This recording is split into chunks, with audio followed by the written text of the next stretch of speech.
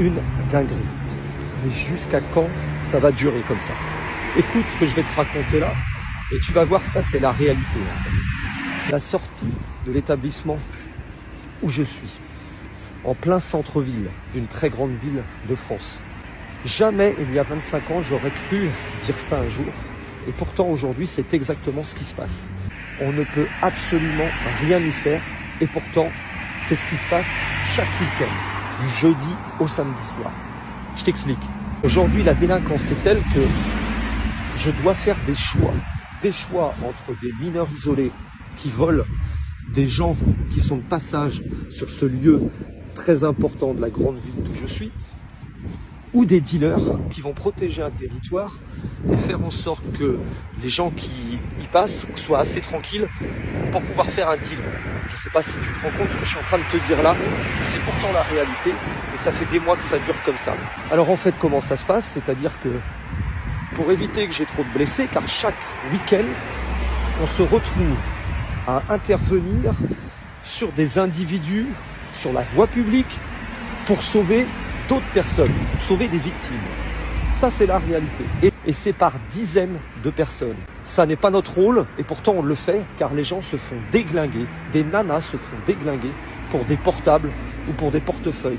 Laisse-moi te dire que ces individus ont absolument aucune pitié. Aucune. Ils s'en foutent. Ils fracassent et ils volent. Alors comment ça se passe pour avoir la paix, ou en tout cas une pseudo-paix?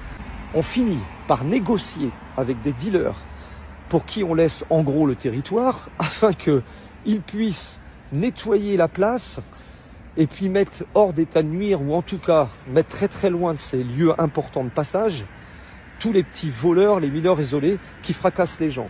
Eux, ça leur permet de faire du deal propre, c'est-à-dire en gros, si je puis dire, en gros, avoir des clients de passage qui puissent prendre leur dose et puis passer en toute sécurité. Et nous, ça nous permet de réduire nos interventions et d'éviter qu'on sorte à peu près toutes les 15-20 minutes pour attraper des mecs qui sont en train de fracasser d'autres mecs. Donc voilà un peu la réalité de ce qui se passe aujourd'hui en France dans beaucoup de territoires, car je sais qu'il y a plein d'endroits où ça arrive, il n'y a pas que dans ma grande ville, et puis que rien ne se passe, que les autorités sont prévenues, la police, elle reste complètement démunie, elle y peut rien. Moi je travaille en permanence avec la BAC de ma grande ville. Ils font des interpellations, ils viennent chercher les gars qu'on attrape. Mais bon, les gars, 6 heures après, ils sont dehors et on les retrouve direct le lendemain, la nuit. Ils s'en foutent, ils reviennent directement. Donc elle est là, la réalité. La réalité, elle est comme ça.